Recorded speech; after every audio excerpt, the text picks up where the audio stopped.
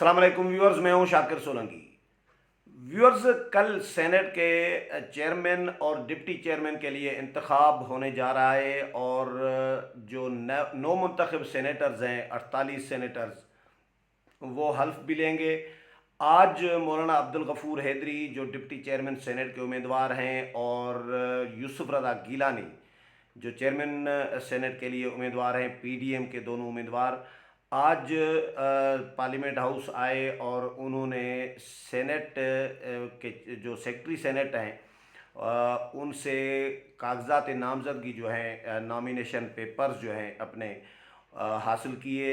ये कल जमा कराए जाएंगे सेनेट सेक्रेटेरिएट में, क्योंकि सेनेट में इलेक्शन हो रहा है तो ये सेनेट ने ही कंडक्ट करना है। और सदर ममलिकत ने प्रिजाइडिंग अफसर की तकर्री कर दी है। मुजफ्फर शाह जो मुस्लिम लीग फंक्शनल के सेनेटर हैं उनको प्रिजाइडिंग ऑफिसर मुकर्रर किया है। अब क्या कल होने जा रहा है, और अपोजिशन भी रो रही है, चीख रही है।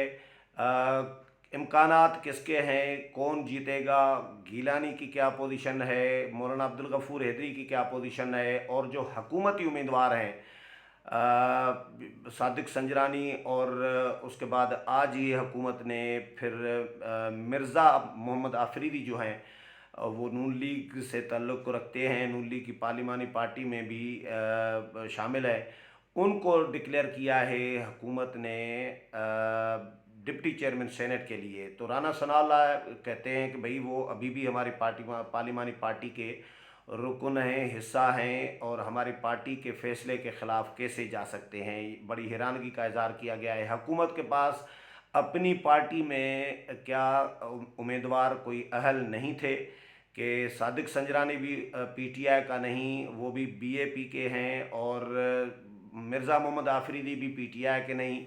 तो पीटीआई से क्यों नहीं लिए गए? पीटीआई से उम्मीदवार हफीज़ शेख भी नहीं लिया गया था सेनेट इलेक्शन के लिए, जिसकी वजह से भी हफीज़ शेख हारे हैं। और हफीज़ शेख के हारने की एक वजह ये भी समझी जा रही है कि पीटीआई में इस पर किराए मौजूद थी, एतराज़ मौजूद था।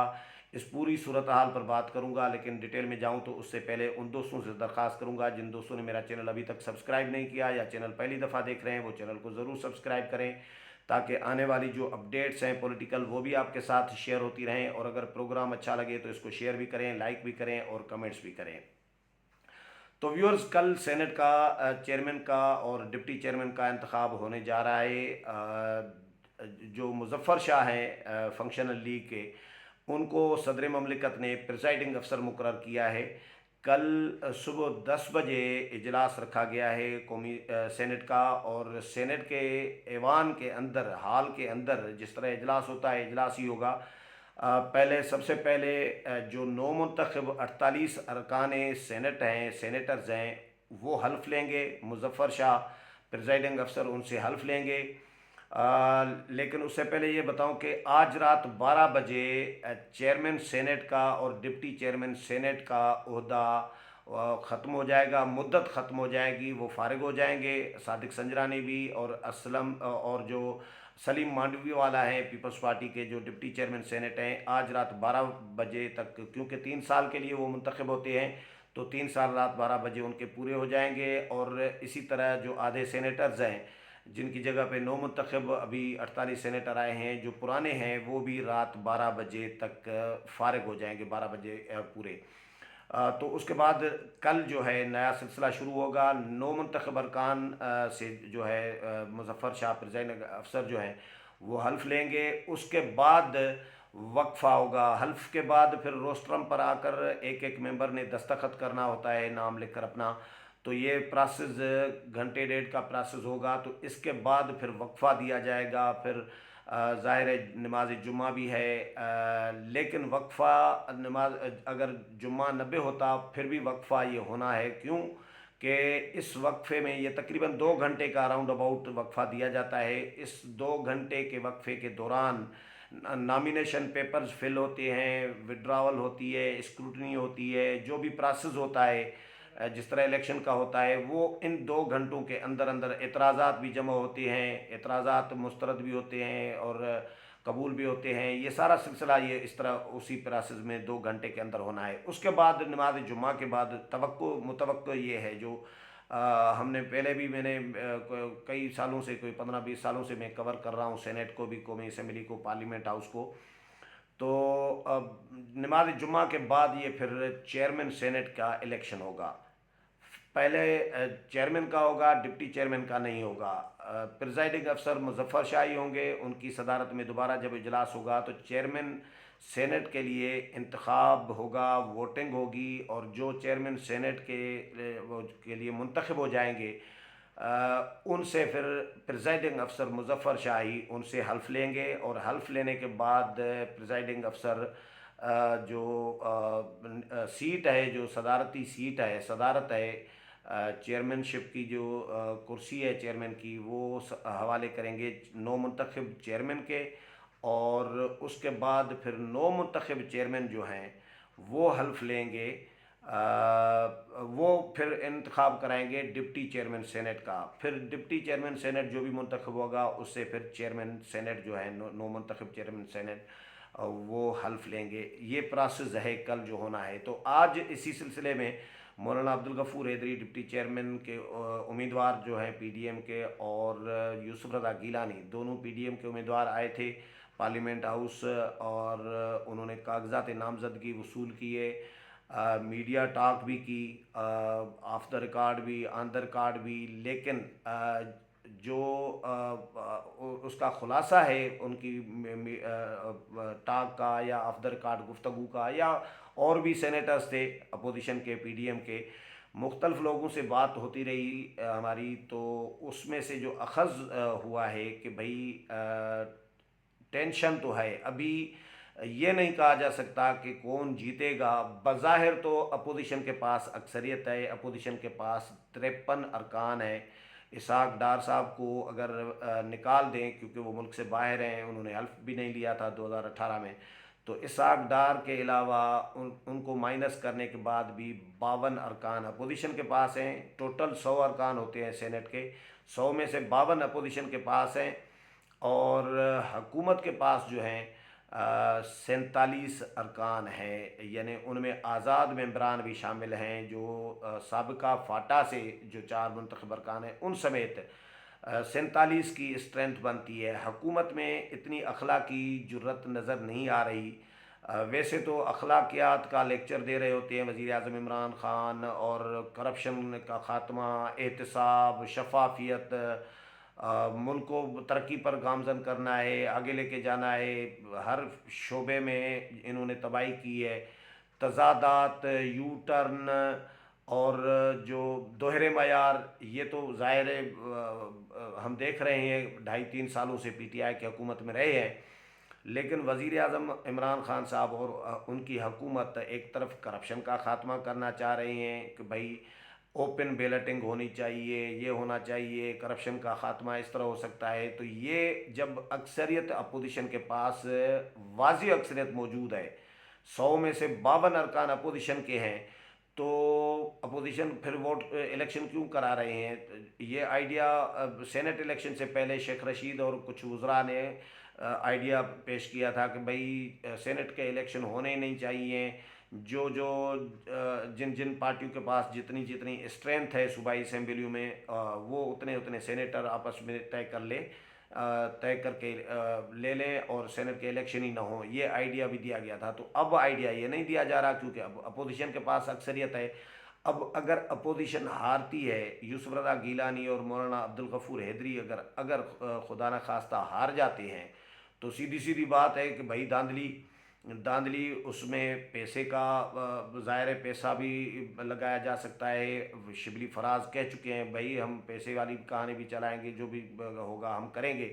اشارہ پیسے کی طرف ہی ان کا سمجھا جا رہا ہے. تو اب پیسے کی کہانی بھی ہو سکتی ہے, اور دھونس دھمکی جو ہے, لالچ, دھونس دھمکی, ٹیلی فون کالز, ڈرانا, بلیک میل کرنا, یہ سارے جو ایشوز ہیں یہ اس میں انوالو ہوتے ہیں, سارے معاملات انوالو ہوتے ہیں. ابھی تو اپوزیشن نے खुले आम कह दिया हुआ है। मरीम नवाज़ ने भी कहा है, आज शाहिद खाकान अब्बासी, और उन्होंने प्रेस कॉन्फ्रेंस भी की है। हाफिज़ अब्दुल करीम नौ मुंतखब सेनेटर हैं, जो अभी नौ मुंतखब हुए हैं नून लीग के, उन्होंने भी शाहिद खाकान अब्बासी के साथ बैठ कर प्रेस कॉन्फ्रेंस में कहा है कि भाई मुझे दो ज़िम्मेदार अफसरान की कॉल आई है, और उन्होंने कहा है कि हमारे उम्मीदवार को वोट देना, यानी सादिक संजरानी को वोट देना है, नहीं तो फिर आपके खिलाफ एंटी करप्शन में केस दाखिल होगा, ये होगा, ये होगा। तो डराया धमकाया जा रहा है। अपोजिशन अभी चीख रही है। अपोजिशन पहले सेनेट के इलेक्शन जब हो रहे थे उस वक़्त नहीं चीख रही थी, तो इसका मतलब है उस वक़्त इस्टबलिशमेंट का किरदार वाकई में गैर जानबदार नज़र आ रहा था। उस वक़्त अपोजिशन जीत गई।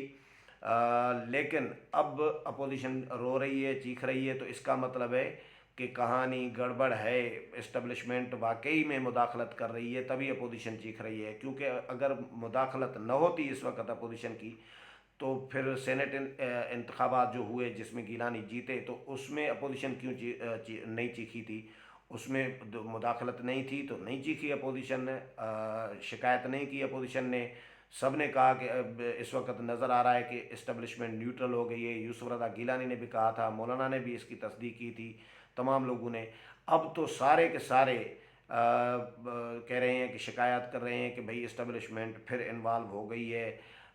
अभी जो पीडीएम का सरबराह इजलास हुआ 2 दिन पहले, तो उसमें भी जो प्रेस कॉन्फ्रेंस थी, एलामिया में शामिल किया गया कि भाई अगर इस्टबलिशमेंट ने कोई गड़बड़ की, हमारी अक्सरियत को अक़लियत में तब्दील करने की कोशिश की, तो फिर हम कच्चा चिट्ठा खोलेंगे और तमाम हक़ाइक़ कौम के सामने रखेंगे। ये उन्होंने वार्निंग दी है, तो ऐसे नहीं दी वार्निंग। तो गड़बड़ तो हो रही है इस वक्त। बहुत सारे दोस्त, साले जाफ़र हैं हमारे दोस्त, जंग में दी न्यूज़ में सीनियर जर्नलिस्ट हैं, तो उन्होंने भी मुझे फ़ोन किया। साले जाफ़र पूछ रहे थे कि क्या लग रहा है आपको। मैंने तो जवाब ये दिया कि मैं इस वक्त कोई जवाब देने की पोजीशन में नहीं हूँ, क्योंकि बज़ाहिर तो अपोजिशन के पास अक्सरियत है, अपोजिशन को जीतना चाहिए, यूसुफ रज़ा गिलानी को जीतना चाहिए, लेकिन बॉडी लैंग्वेज भी ज़ाहिर है हम देख रहे होते हैं, वो भी बड़ी मैटर कर रही होती है। यूसुफ रज़ा गिलानी जब सेनेट का इलेक्शन लड़ रहे थे, उस वक़्त उनकी बॉडी लैंग्वेज, उनके अल्फाज, ये सवाल मौलाना के घर में प्रेस कॉन्फ्रेंस में, मीडिया टॉक में मौलाना फजल रहमान के साथ जब वो कर रहे थे, मेरा ही सवाल था। मैंने उनसे पूछा था कि इस्टबलिशमेंट की मर्ज़ी के बगैर तो कोई इलेक्शन जीता नहीं जा सकता, तो इस वक्त आप इलेक्शन लड़ रहे हैं सेनेट का, तो इस्टबलिशमेंट को कहाँ पे देख रहे हैं? न्यूट्रल है, आपकी मदद कर रही है, या खान से हाथ पीछे खींच लिया है? तो यूसुफ रज़ा गिलानी ने कहा कि मुझे लग रहा है कि इस्टबलिशमेंट न्यूट्रल हो गई है। बाद में फिर मौलाना ने भी तस्दीक की, बहुत सारों ने तस्दीक की, और नज़र भी आया इस्टबलिशमेंट न्यूट्रल हो गई। तो रिज़ल्ट आपके सामने आया, क्योंकि पीटीआई के अंदर, पीटीआई के पास बिल्कुल अक्सरियत थी कौमी असम्बली में, लेकिन पीटीआई में 20-25 लोग नाराज़ भी थे। और वो तो पहले भी नाराज़ थे हुकूमत से, वज़ीर आज़म से, उनकी परफॉर्मेंस से, बहुत सारे और मसाइल थे। क्योंकि ये ज़राअत से मुंसलिक लोग हैं, जनूबी पंजाब के बहुत सारे एमएनएज़, उनके मसाइल, किसानों के मसाइल हल नहीं हो रहे थे, जिस पर भी नाराज़गियाँ थी। बहुत सारे और भी इशूज़ थे। तो हफीज़ शेख से अलग लोग नाराज़ थे कि भाई हफीज़ शेख पार्टी के नहीं है, और हफीज़ शेख को टिकट इन्होंने दे दिया, क्या पार्टी में अहल लोग नहीं है? हफीज़ शेख तो किसी को हाथ नहीं मिलाते, हम इनके पीछे फिरते रहते थे, टाइम नहीं देते थे, मुलाकात नहीं करते थे, मिलते नहीं थे। तो हफीज़ शेख से अलग लोग नाराज़ थे। हफीज़ शेख की तरह ही सादिक संजरानी का और मिर्ज़ा आफरीदी का केस भी है, क्योंकि सादिक संजरानी भी उसी तरह ही हफीज़ शेख की तरह ही, मेरे नज़र में एक एंगल से हफीज़ शेख की तरह ही उम्मीदवार हैं, कमज़ोर तरीन। क्योंकि ये बड़ा नुकसानदह होता है कि अपनी पार्टी को छोड़कर, अपनी पार्टी के लोगों को नज़रअंदाज करके, उनको फिर दूसरी पार्टी से आप उम्मीदवार नामज़द करें, तो ये अदम एतमाद होता है अपनी ही पार्टी के लोगों पर कि आप लोगों में अहलियत नहीं है। कितने सेनेटर मुंतखब हुए हैं? 26 सेनेटर हो गए हैं पीटीआई के। तो 26 सेनेटर्स में कोई ऐसा सेनेटर अहल नहीं था जिसको वो चेयरमैन सेनेट के लिए नामज़द करते, या जिसको डिप्टी चेयरमैन सेनेट के लिए नामज़द कर दे। चेयरमैन सेनेट किया बीएपी से सादिक संजरानी नामज़द चेयरमैन सेनेट के लिए, और डिप्टी चेयरमैन सेनेट के लिए नून लीग से किया है। नून लीग के जो मिर्ज़ा मोहम्मद आफरीदी हैं, اب ظاہر ہے دونوں دونوں دوسری پارٹیوں سے ہیں، تو اس میں بھی اس حوالے سے، اس اینگل سے پی ٹی آئی میں کرائے یقیناً ہوگی۔ خبریں تو سامنے ابھی نہیں آئیں، لیکن تجزیہ یہ کیا جا رہا ہے کہ بھائی جس طرح حفیظ شیخ کی نامزدگی پر پی ٹی آئی کے لوگوں میں غم و غصہ ایک پایا جا رہا تھا، انہوں نے ووٹ نہیں دیا، بہت ساروں نے اس وجہ سے بھی بہت ساروں نے ووٹ نہیں دیا، خراب کیا ہوگا جو بھی یہ اسی طرح ابھی صادق سنجرانی کے اور مرزا آفریدی کے معاملہ بھی اسی طرح ہی، اس حوالے سے تو پی ٹی آئی نقصان میں جا سکتی ہے۔ لیکن دوسرا ایک اینگل ہے کہ صادق سنجرانی جو ہیں انہوں نے 3 سال ایوان کو اچھا چلایا ہیں، تو ان کے لیے تاثر تو یہی ہے پہلے دن سے کہ یہ اسٹیبلشمنٹ کے آدمی ہیں۔ اب تو ویڈیو آئی ہے، انہوں نے خود ویڈیو میں اشارہ کیا ہے کہ ان کو دعا کریں جنہوں نے منتخب کرایا، نہیں تو ہم تو جیت بھی نہیں پاتے۔ تو صادق سنجرانی نے 3 سال سینیٹرز کے ساتھ اچھے تعلقات رکھے، اس میں کوئی شک نہیں ہے، ہم نے بھی نوٹ کیا ہے اس بات کو، پارلیمنٹ میں مسلسل ڈیلی بیسس پر ہم جاتے رہتے ہیں، قومی اسمبلی اور سینٹ کو کور کرتے رہتے ہیں۔ تو صادق سنجرانی نے تعلقات تو اچھے رکھے ہیں، سینٹ ایوان کا جو قد تھا، جو ان کی اہمیت تھی، جو بڑھا دی تھی رضا ربانی نے، وہ تو صادق سنجرانی کی آنے کے بعد کم ہوئی ہے۔ سینٹ کا ایوان کا وقار تو کم ہوا ہے، یہ کوئی ایسا شخص نہیں ملے گا آپ کو نیوٹرل جو ہو جو یہ کہے کہ صادق سنجرانی نے کوئی ایوان بالا کا بول بالا کر دیا ہے۔ ایوان بالا کا بول نیچے کر دیا ہے، بول بالا نہیں کیا، لیکن سینیٹرز کے ساتھ اچھے تعلقات رکھے ہیں، ان کو عزت دیتے ہیں، باہر ریسیو کرنے جاتے ہیں، چھوڑ کر آتے ہیں، تو یہ آنر ہوتا ہے لوگوں کے لیے۔ تو یہ اس میں بس مرے ہوئے ہیں سینیٹرز کہ وہ عزت دے رہے ہیں تو ان کو بھی عزت مل رہی ہے۔ جو صادق سنجرانی کے خلاف تحریک عدم اعتماد تھی، وہ بھی اس میں بھی ناکامی کا جو ایک عنصر تھا، ایک جو سبب تھی، وجہ تھی ایک، وہ یہ بھی تھی کہ صادق سنجرانی سے سینیٹرز بہت خوش تھے، وہ نہیں چاہتے تھے کہ صادق سنجرانی کو ہٹایا جائے۔ یقیناً اسٹیبلشمنٹ کا بھی کردار ہوگا تھا جو سن رہے ہیں، لیکن ایک وجہ یہ بھی تھی صادق سنجرانی کے